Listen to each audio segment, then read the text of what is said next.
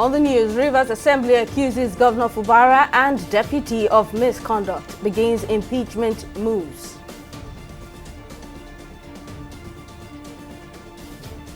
Lagos High Court reserves judgment on Speaker Obasa's impeachment case, adjourns indefinitely. And state governors lobby President Tinubu to block direct payment of allocation to local governments.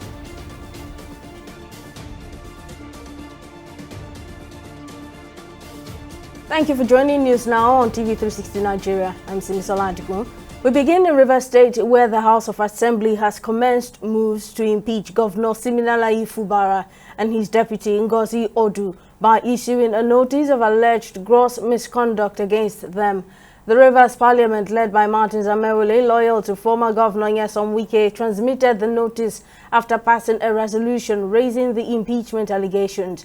The lawmakers have also directed the Assembly clerk to publish the letter of allegations of gross misconduct against Fubara and Odu in at least 3 national newspapers, in line with Section 188 of the 1999 Constitution as amended. The impeachment notice is the latest impasse between Fubara and the pro-Wike lawmakers, coming days after the governor sent another letter to the lawmakers indicating his readiness to present a fresh 2025 budget.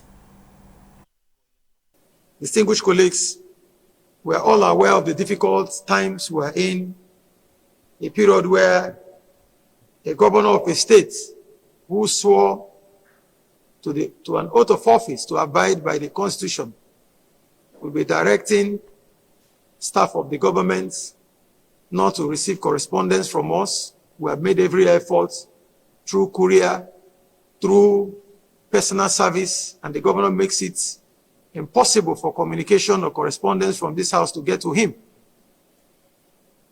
The whole world is aware, members have not forgotten, that on several occasions we have sent correspondence to the governor and that he has turned down this correspondence from us. Even after the Supreme Court judgments, for emphasis, a correspondence was sent to the governor and the governor ordered that the correspondence should not be received from this legitimate Rivers House of Assembly.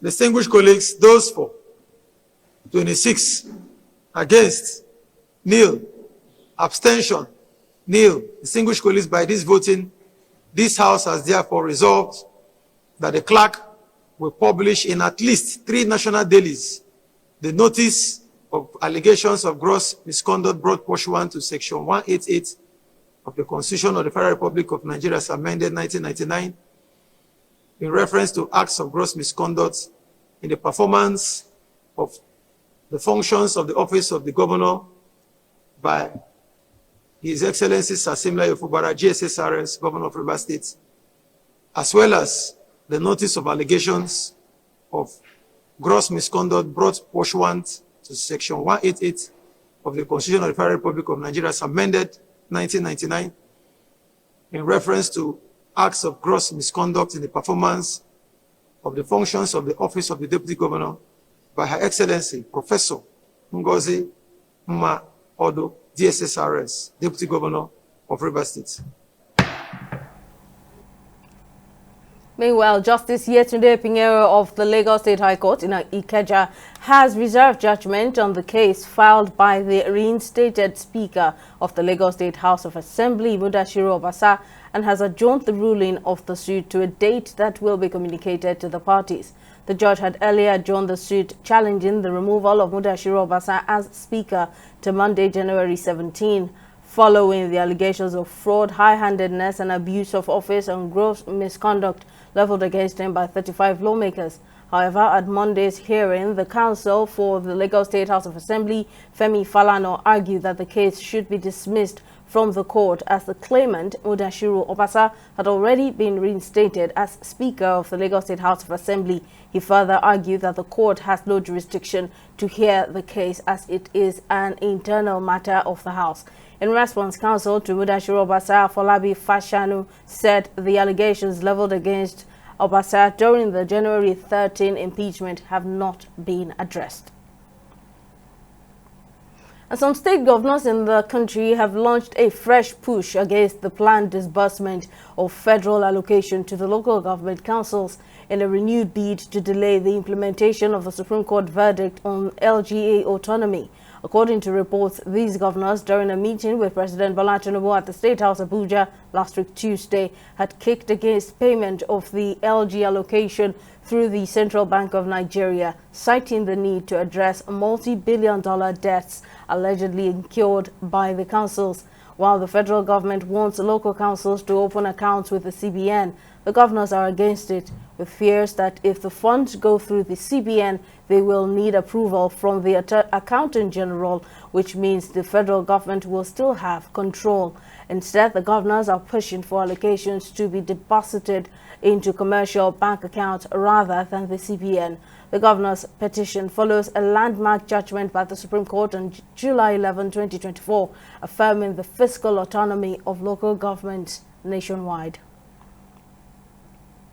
Now, the funding of local government has long been a contentious issue, primarily due to the power dynamics between the state and local government.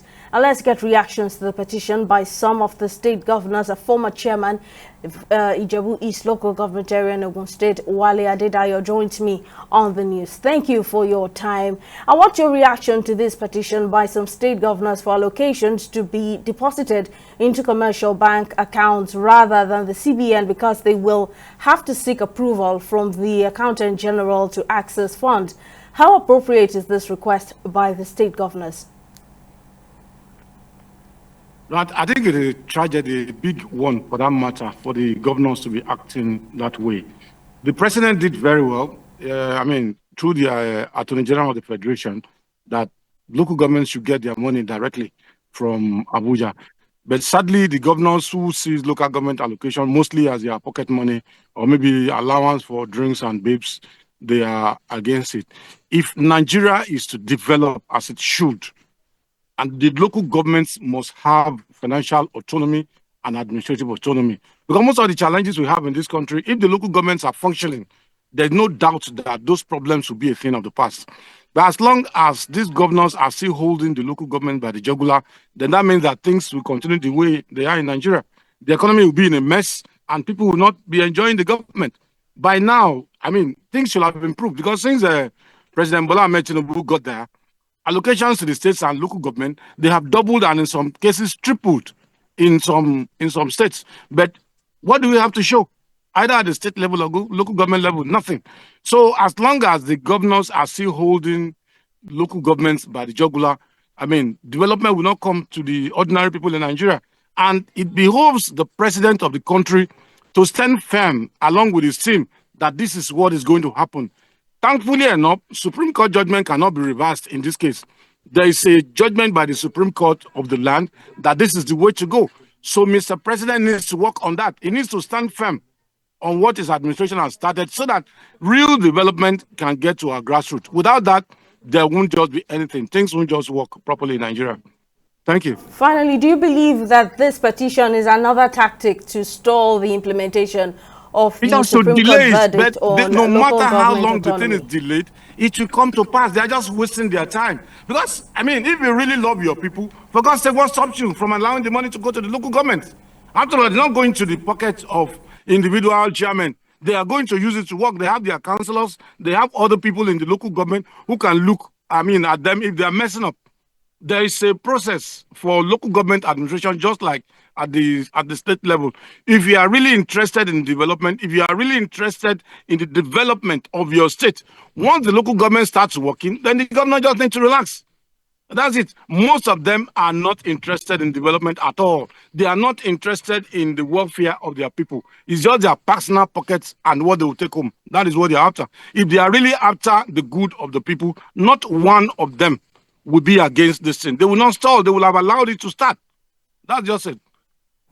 Wale Adedayo, former chairman, Ijebu East Local Government Area in Ogun State, we truly appreciate your contribution. Moving on, the former governorship candidate of the People's Democratic Party in Lagos State, Abdulaziz Adedinran, popularly known as Jandor, has officially returned to the All Progressives Congress (APC) just weeks after resigning from the PDP and a week after meeting with President Bola Tinubu. Speaking at a press conference in Ikeja, Lagos on Monday, Adediran cited internal crisis and a lack of party discipline as key reasons for his defection. He expressed frustration over the PDP's failure to address anti-party activities during the 2023 general elections. Adediran also explained that his return to the ruling party followed extensive consultations with political associates, supporters and respected figures across different parties. Please put the same questions to others who have suddenly found their voices after my exit from the party. Ask and challenge them to produce their polling unit results for Atiku in the last election. Or was Atiku, who happens to be one of the founding fathers of the PDP, also a problem just like Jando? I need you to ask them. I won my polling units in both the presidential and governorship election. Even the Lagos PDP chairman, who released the first statement on the eve of election that the party members should work and vote for another party, could not deliver for the other party he canvassed for. We defeated him in front of his house. Our story in PDP was a case of working with perennial political saboteurs, but we are resolved to love our future much more than we hate our past.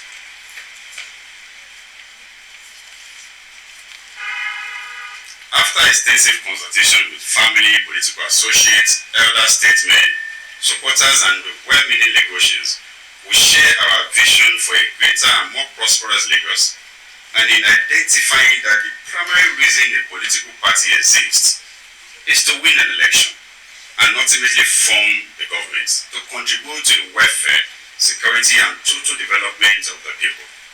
We wish to formally announce that we have decided to join a political party that consider winnings for its members as top priority, not minding who is on the ballot. Gentlemen of the press, we have decided to return to the All Progressive Congress APC. In other stories, the Nigerian Senate has rejected claims made by suspended Kogi Central's lawmaker, Senator Natasha Akpoti-Uduaghan, concerning a purported plan to arrest her upon return from the Interparliamentary Union event in New York. This reaction comes after Senator Akpoti-Uduaghan had alleged plans to arrest her upon her arrival in Abuja, claiming that Senate President Godswill Akpabio had sent staff to evacuate her from the UN premises. In response, Senate spokesman Adeyemi Adaramodu suggested that Akpoti-Uduaghan was troubled by her actions at the IPU. Adaramodu maintained that the Senate President and other lawmakers have no reason to engage with Akpoti-Uduaghan on the matter.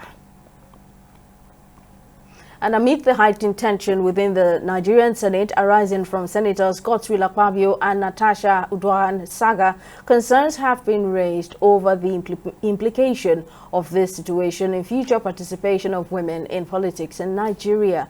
The founder and executive director of Every Woman Hope Center, Idel Queen Agba, who spoke during a press conference in Abuja, says the case has exposed Nigeria's entrenched culture of silence and stigmatization, which has deeply undermined women's clamor for empowerment and emancipation.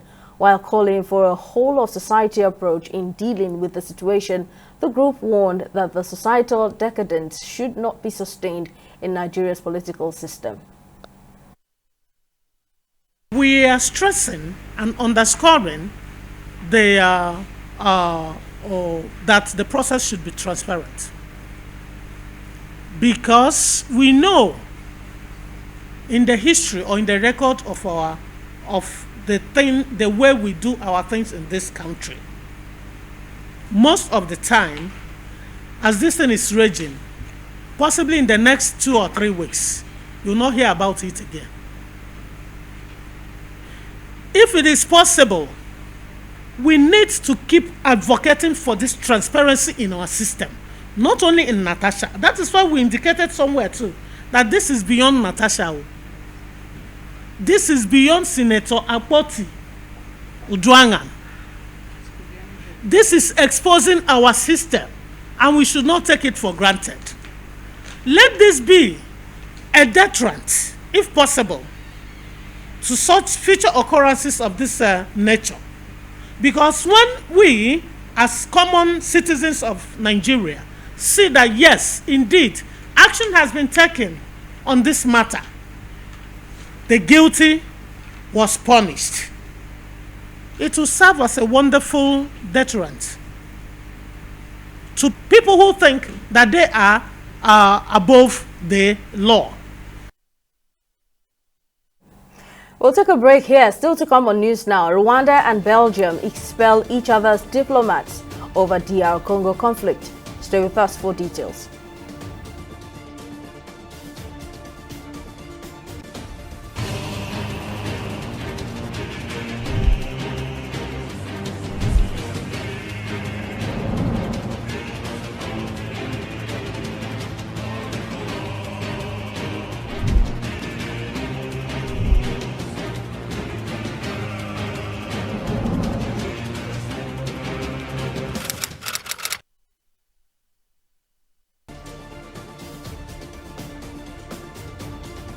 Welcome back. Here's a recap of our top stories. Rivers State, we begin in Rivers State, where the House of Assembly has commenced moves to impeach Governor Siminalayi Fubara and his deputy Ngozi Odu by issuing a notice of alleged gross misconduct against them. The Rivers Parliament, led by Martin Amerule, loyal to former Governor Nyesom Wike, transmitted the notice after passing a resolution raising the impeachment allegations. We also told you that Justice Yetunde Pinheiro of the Lagos State High Court in Ikeja has reserved judgment on the case filed by the reinstated Speaker of the Lagos State House of Assembly, Mudashiru Obasa, and has adjourned the ruling of the suit to a date that will be communicated to the parties. In case you missed any of our news bulletins or for more updates, you can catch us on Limex World TV and AVO TV or log on to our website on www.tv360nigeria.com. You can also follow us on our social media platforms on Twitter, Instagram, and YouTube at TV360 Nigeria, or download our mobile app on Google Play Store, Huawei App Gallery, and Apple Store. On Facebook, we're at TV360 Online.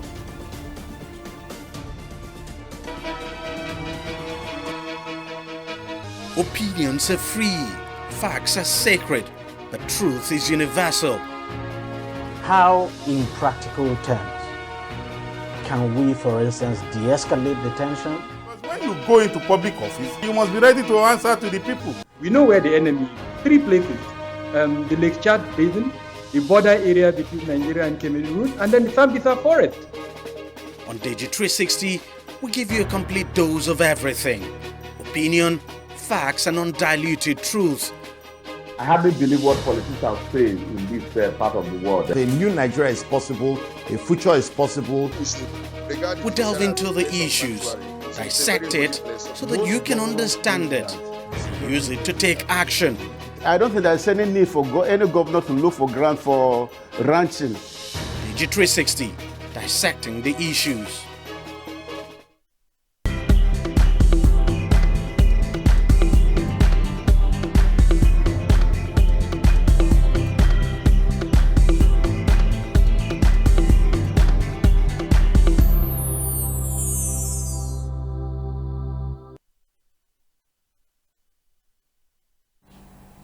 Let's switch to business news. Joy Chejim is on standby with the latest. Over to you, Joy. Thank you, Simi, and welcome to Business News. Now, the Securities and Exchange Commission has announced plans to name and shame capital market operators violating market regulations. In a notice on Sunday via its official X page, SEC added that the publication of offenders' names would be in addition to the penalties prescribed in the Investments and Securities Act 2007 and SEC rules and regulations. The Commission described the initiative as part of its broader strategy to uphold market integrity and boost investor confidence. And still on business, Kenya and the International Monetary Fund have agreed to host the 9th review of the current $3.6 billion loan program, with plans to discuss a new lending arrangement. The decision comes as Kenya faces rising debt servicing costs due to extensive borrowing over the past decade. The IMF mission chief, Hymanos Tefera, confirmed that both parties reached an understanding to abandon the 9th review of the current Extended Fund Facility and Extended Credit Facility programs. The Kenyan government has officially requested a new program to help manage the country's financial challenges. We'll go on a short break and return with stock market reports.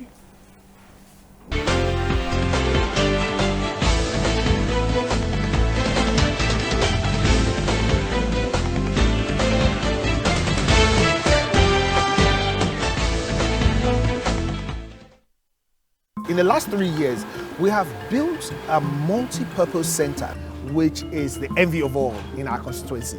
And I can tell you that the people who are living there are already enjoying it. Guy, do you think what this man just said is true? See, I seriously doubt. I'm sure it's one of those their silly lies. And wait, do you know there's a way to find out if these things he's saying is true or not? This is the Construct app. It gives people like us a sure way to track implementation of constituency projects. It gives valid and verified information on location of projects, amounts allocated, amount funded, the level of job done, and even the profiles of concerned legislators. You and I can post directly on this app. Are you serious? This is the Go-To app if you want to know how our Commonwealth is being expanded by the government. Wow. Let's even see if what this man said is true. Show me. The Construct app is developed by Other Paper Nigeria with support from USAID and is available on both Google Play Store and Apple Store. And it's true. Of course, I told you. Welcome back. Now, after all the ups and downs the Nigerian stock market experienced last week during trade, investors had high hopes of kicking the week off in a positive territory.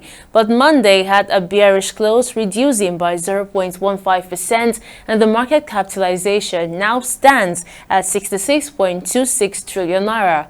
A total of 126 NGS-listed equities were active in today's session, with 18 gainers and 35 decliners. E-Transact International recorded the steepest loss, plunging 10% to close at 5 naira 85 kobo per share, followed by Sunu Assurances Nigeria. Now, trading activities also declined slightly, with over 477 million shares exchanged across 13,520 deals, amounting to a turnover exceeding 7 billion naira. Now, when you compare this to the previous NGX trading day, which was Friday, March 14th, today's data shows a 36% decline in volume, a 36% decline in turnover, but 28% improvement in deals. Now, contrary to the Nigerian market downturn, global equities remain buoyant, with all selected indices closing in positive territory. Meanwhile, in the foreign exchange markets, the naira continued its downward slide against major currencies. On the parallel market, it traded at 1,585 naira to the dollar, 2,050 naira to the pound, and 1,700 naira to the euro, reflecting ongoing currency pressures. And that's Noble Business and Stock Market Updates. Back to you, Simi, for the rest of the news. Thank you, Joy. And on the foreign scene, Rwanda has officially severed diplomatic ties with Belgium, accusing the European nation of consistently undermining Rwanda amidst the ongoing conflict in the Democratic Republic of Congo. The move comes after Belgium spearheaded European calls for sanctions against Rwanda over its alleged support for the M23 rebel group, which is at the heart of the DRC's escalating crisis. In response, Rwanda has given Belgium diplomats 48 hours to leave the country. Belgium, the former colonial power, has labeled Rwanda's decision as disproportionate and vowed to retaliate. U.S. President Donald Trump has announced the annulment of preventive pardons issued by former President Joe Biden to members of Congress following moves to investigate the attempt to overturn the 2020 election. The Biden pardons issued at the end of his presidency were effectively a blanket immunity to shield the lawmakers from Trump's repeated promises that he will take revenge against them if he won the 2024 election. Trump claimed that Biden's signature on the document had been carried out with a commonly used device known as the auto pen and therefore was not valid. On sport, the Super Eagles camp is officially open in Kigali as players and staff continue to arrive ahead of Nigeria's crucial 2026 FIFA World Cup qualifier against Rwanda on Friday, March 21. The Nigerian delegation was received in Kigali by the ambassador of Nigeria to Rwanda, highlighting the significance of the fixture as the team looks to get its qualification campaign back on track. Several key players have already touched down in Kigali, with more expected to join soon. And Showtime Flag Football has kicked off its new season on Sunday with the unveiling of the Showtime Summer Series tournament during an exclusive press conference at the Showtime Arena in Lekki, Lagos. The 10-week tournament, tagged Showtime Bowl 12, will feature 8 teams competing for honors, including some new entrants to the league. Official games are set to begin on March 23 following Sunday's scrimmages. Speaking at the event, Showtime Flag Football CEO Mana Nasser expressed excitement about the upcoming season and revealed plans to introduce flag football to schools across Nigeria. For this season, we have 8 teams. So basically, the format this season would be that we'll play 10 weeks, 7 regular weeks. And from that 7 regular weeks, we get 4 teams that will go into like the playoff structure. From the playoffs, then we get the 2 best teams that will go into the Showtime championship game, SBS. We've tried as much as possible to make sure that people have something more than football to look forward to when we do a Showtime Bowl, and that's the same thing we're going to bring this season as well. Entertainment plus sport. That just shows how growth is happening. It's not just the same teams playing every single season, that we have 3 new teams that want to be part of this league. We have 3 new team owners that want to be part of this league and invest in this league. So I think that just shows that we're doing the right thing.